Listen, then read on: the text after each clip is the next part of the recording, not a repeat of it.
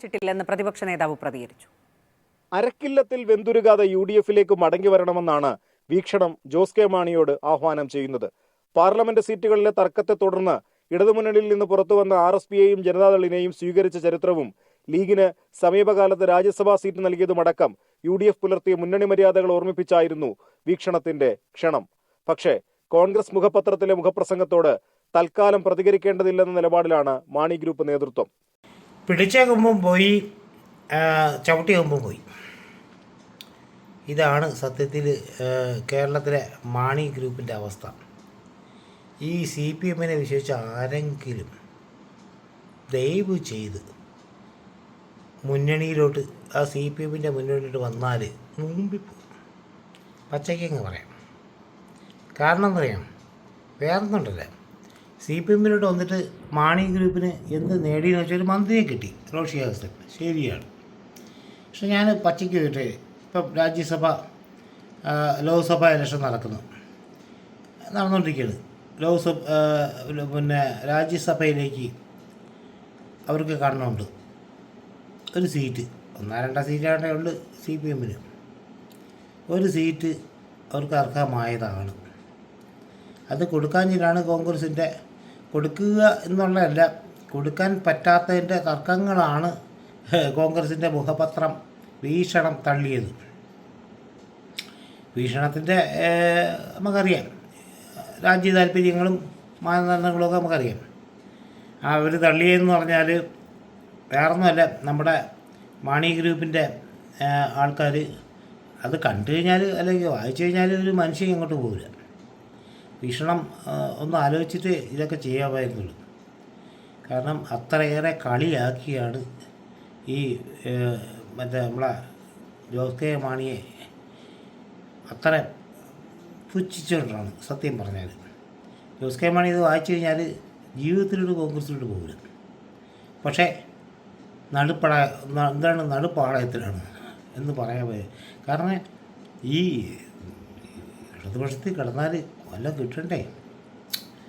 സ്ഥാനമാനങ്ങളില്ലെങ്കിൽ പിന്നെ എന്തിനാണ് ഒരു പാർട്ടി?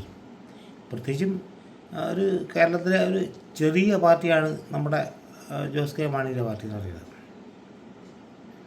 അദ്ദേഹം എന്ന് പറയുന്നത് രണ്ടും കൽപ്പിച്ച് വിശ്വാസത്തോടെ ഒന്നാണ് ഇടതുപക്ഷത്തിലോട്ട്. കേരള ഇടതുപക്ഷം എന്ന് പറയുന്നത് നമുക്കറിയാം, തീരാറായ ഒരു പാലമാണ്. ആ വണ്ടി തീരാറായി, എന്നാലും കൂടെ പിടിച്ച് നിൽക്കുന്നില്ലേ? കാരണം പിണറായി വിജയൻ എന്നുള്ള ഒരു മുഖ്യമന്ത്രി ഉള്ളിടത്തോളം കാലം ഈ സർക്കാർ നമുക്ക് തോന്നും നിലനിൽക്കും, നമുക്ക് തോന്നും സാധാരണക്കാരന്. എങ്കിലും അദ്ദേഹത്തിൻ്റെ ഒരു ലെവലിൽ ഈ ഒരു ലെവലിൽ പറ്റില്ല.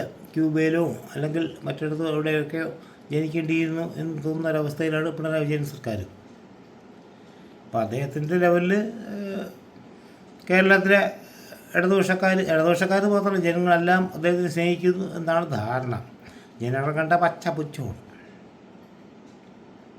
നമുക്കറിയാം, ജനങ്ങളെ കണ്ടാലോ അല്ലെങ്കിൽ മീഡിയകളെ കണ്ടാലോ നേരെ വാർത്താനം പറയാനുള്ള മുഖ്യമന്ത്രിയാണ് പിണറായി വിജയൻ. അപ്പം അദ്ദേഹം ഈ സ്ഥാനത്ത് ഇരിക്കുന്നുണ്ട്, നല്ലതാണ്. എനിക്കിഷ്ടമാണ് അദ്ദേഹത്തിനെ. കാരണം അതറിയാം, ഇപ്പം അത് തീരുമല്ലോ. എന്താണ് അവന്മാരെ ഈ കമ്മ്യൂണിസം തീരുമ്പോഴത്തേക്കും പിന്നെ ഒന്നുമില്ലല്ലോ. ഇതാണ് ഈ കുറേ തള്ളൽ സഹാക്കളന്മാരുടെ ഏറെയും പിന്നെ വെള്ള ഈ ഉമ്മാരൊക്കെ എന്താണ് തള്ളായി. കേരളത്തിൽ മാത്രം ഒതുങ്ങുന്ന ഒരു കമ്മ്യൂണിസ്റ്റ് പാർട്ടിയെ ഈ സത്യം പറഞ്ഞാൽ കേരള കോൺഗ്രസ് ആദ്യമേ ഇനിയിപ്പം ഒന്നും നോക്കണ്ട, നേരെ അങ്ങ് കോൺഗ്രസ് ചാടുന്ന വൃത്തി. നാണവന്മാനം നോക്കണ്ട, പണ്ടേ എങ്ങനെ നാണവന്മാനൊക്കെ പോയതാണ്. നാണവന്മാനൊക്കെ എന്നേ പോയി. അത് നോക്കണ്ട, രണ്ട് കൽപ്പിച്ച് അങ്ങോട്ട് ചാടുക. ചാടിക്കഴിഞ്ഞാൽ കിട്ടുന്നത് പിടിക്കുക. ഇനിയിപ്പോൾ അതാണ് നല്ലത്. ഇന്ത്യ മുന്നണിയും പറഞ്ഞിട്ട് അവരെന്തെങ്കിലുമൊക്കെ കാട്ടിക്കൂട്ടും, അതിലൊക്കെ കയറി പിടിക്കുക. എല്ലാം കിട്ടുന്നത് പിടിക്കുക, അതേ പറ്റൂ. കാരണം BJP ഒരു പരിധി കൂടെയൊക്കെ കേന്ദ്രത്തിൽ ഒരു പരിധി കൂടെ കയറും, അല്ലെങ്കിൽ അവർ കാശ് കൊടുത്താൽ പിടിക്കും. അതാണ് നടക്കാൻ പോണത്. അപ്പോൾ ഇനി പറ്റിയ പരിപാടി എന്ന് പറയുന്നത് കേരള കോൺഗ്രസ്സിന് ഈ പറിയെ എന്താണ് ഈ CPM-നെ വിട്ടിട്ട് നേരെ അപ്പുറം ചാടുക. CPM-നെ കൊണ്ട് യാതൊരു പ്രയോജനമില്ല. എനിക്ക് 100% ഉറപ്പാണ്. കാരണം ത്രിപുരയിലും പശ്ചിമബംഗാളിൽ പ്രത്യേകിച്ചും കുറേ വർഷം ഉണ്ടാക്കിയതാണ്. എന്നിട്ട് എത്രയായി? അവസാനം മൂഞ്ചിപ്പോയി. അതുപോലെ ഇവിടെ മൂഞ്ചി. പിണറായി വിജയൻ എന്ന് പറയുന്ന നല്ലൊരു മനുഷ്യൻ ഇപ്പം ഇവിടെയൊന്നും ഇല്ല കേട്ടോ. ആൾ സിംഗപ്പൂരിലോ നമ്മുടെ ദുബായിലോ ഒക്കെ ആയിരിക്കാം. അദ്ദേഹം ഒരു വലിയൊരു മനുഷ്യനാണ്. കാരണം ഇവിടെ ആണെങ്കിൽ രാഹുൽ ഗാന്ധി നമുക്ക് ചീത്ത വിളിക്കാം. അദ്ദേഹത്തിന് പിന്നെ കേരളത്തിൽ പുറത്തോട്ട് രാഹുൽ ഗാന്ധി ചീത്ത വിളിക്കാൻ പറ്റില്ല. നമ്മളൊരു മുന്നണിയാണല്ലോ. അതുകൊണ്ട് ആ പാവത്തിന് മുങ്ങിയേ പറ്റുള്ളൂ. നല്ല മനുഷ്യനാണ്. പിന്നെ എന്തിനാണ് കെ ബാലനെ പോലെയും പി ജയനെ പോലെ നല്ല മനുഷ്യന്മാരെ നമുക്ക് കിട്ടും ഇനിയും. അതുകൊണ്ട് നിങ്ങൾ പറ്റുമെങ്കിൽ ജോസ് കെ മാണി ടീമിനോട് എനിക്ക് പറയാവുന്ന ഇത്രയേ എനിക്ക് പറയാൻ പറ്റുള്ളൂ. പറ്റുമെങ്കിൽ മുങ്ങുക. കാരണം ഈ നാരികളുടെ ഈ ചുവന്നനെ കൂടെ നടന്ന ഒരു സ്വഭാവമുള്ള ഒരു നാരികളാണ് ഈ CPM. ഈ ഉമ്മാരുടെ കൂടെ നിങ്ങൾ രക്ഷപ്പെടാൻ പോകില്ല. പച്ചക്കങ്ങ പറയണം. ഇനിയിപ്പോൾ എനിക്ക് താഴെ ചീത്തയൊക്കെ കിട്ടും, എന്നാലും ഞാൻ പറയും. ഞാൻ നല്ല അമ്മൂഷാറായിരുന്നു. ഇവിടെ തിരക്കി അറിയാം എൻ്റെ നാട്ടിൽ ചെയ്തിട്ട്. ഇപ്പോഴും അതാണെന്നാണ് ധരിച്ചു ചേട്ടാ പലരും. പക്ഷേ പിണറായി വിജയൻ രണ്ടാം ഭരണം എല്ലാവർക്കും മനസ്സിലായി. പ്രത്യേകിച്ചും രണ്ടാം ഭരണം കഴിഞ്ഞ് കുറേ നാളിങ്ങോട്ട് പോയിട്ട് അഴിമതിയൊരു കൂത്തരങ്കാണ്. മാസപ്പടി വിഷയവും മാറ്റതും മറിച്ചതും ഈ നാണക്കേണ്ടൊക്കെ പോയിട്ട് ഈ പാർട്ടിയിലെ പറയാതെ നടക്കുന്ന ഗോവിന്ദ മാഷിനെയൊക്കെ എന്താണ് ഗോവിന്ദ മാഷിൻ്റെ സ്ഥാനം തന്നെ എന്നാലോചിച്ചു. പാർട്ടി സെക്രട്ടറി അയാൾക്ക് വേറെ പണിയൊന്നുമില്ലേ? പോയി ബീഡി തീർക്കാൻ പറ.